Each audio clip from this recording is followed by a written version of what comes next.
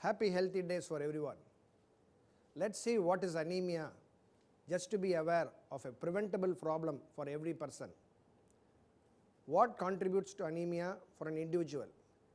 Everybody is aware that a paddy field can survive only with water. So also is a human system. It can survive, it needs the blood to be there in every part of the system. What is blood is made out of? It's a fluid, but it has a major issue in it, the cells, the red blood cells and white blood cells. The red blood cells is the one which contributes to say whether the person is suffering from anemia or not. The white blood cells are mainly for prevention of the infection, to show the host immunity is functioning well. The red blood cells and the contribution of anemia in a diagnostic feature says, at least if the HB is somewhere around 12%, we say the person is hale and healthy and he is not suffering from anemia. And if it goes a bit below to 10 grams, then the person will start feeling the loss of blood in his system. He will be a little tired, he will not be able to concentrate on his work later in the day. Slowly, if the blood keeps dropping down to 8 grams, he will start having dyspnea. He will have breathlessness, he will not be able to walk, he will have difficulty in climbing stairs or doing any strenuous work. Let's see what are the factors that contribute to anemia.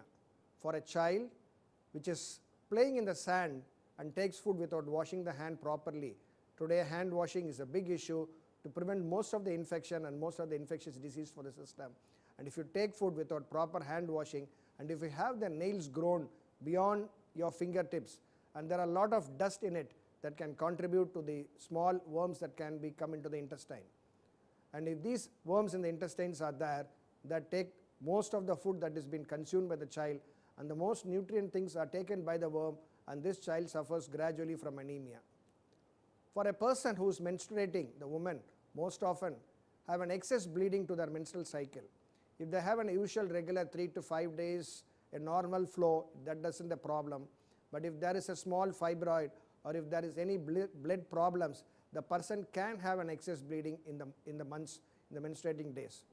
And if this goes on without any attention or with any care for months together, then the person can slowly land up with anemia, which contributes to the difficulty in performing the normal day-to-day activities. This is a normal physiological status for a woman, but then there are certain things which we ourselves contribute for the cause of anemia, like consuming liquor, smoking. These are two other major factors that can cause for anemia.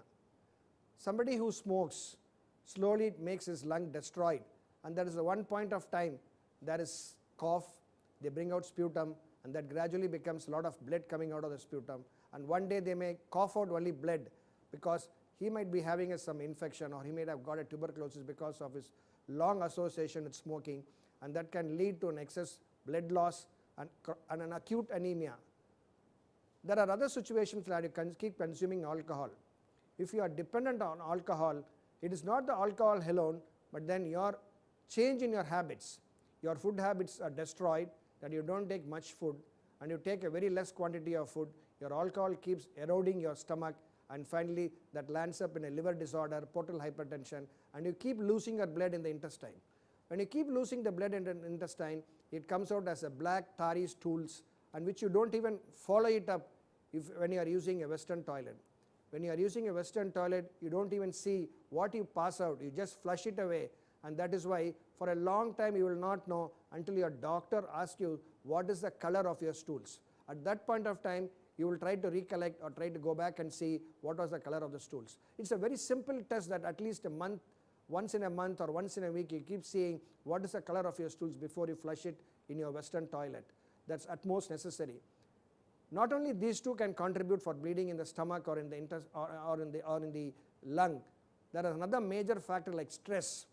A long stress, a person who doesn't have enjoyment in his lifespan, who never has his life been enjoyed by himself, with a lot of mental stress, can slowly have a small bleeding in the stomach with a small gastric ulcer or a duodenal ulcer. There are people who have got bad food habits. They don't take food for 8 hours, 10 hours. They take a breakfast in the morning and they go back for their dinner.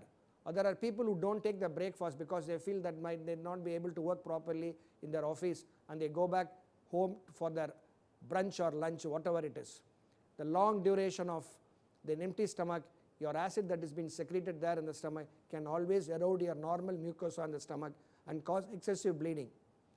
There are other systemic disorders like hypertension and diabetes which can always contribute to the cause of anemia in the way that it can damage your kidney. Kidney is an organ along with the bone marrow that contributes to the production of red blood cells in the body. And this red blood cells, if it has not been produced properly by the kidney because it has already been affected by a disorder consequent to hypertension and diabetes, then the production of red blood cells is going to come down, and that can lead to anemia. And diagnosing anemia is often done by a small pinprick to your finger and you take the blood. These are the olden days of investigation and evaluating a person, but today you have an auto analyzer where you take the blood and see what is the type of anemia based on the investigation itself. The size of the blood cells, the size of the red blood cells, either it is big or small, and how much of iron content in it can also be detected by the small investigation that can be done in a few minutes.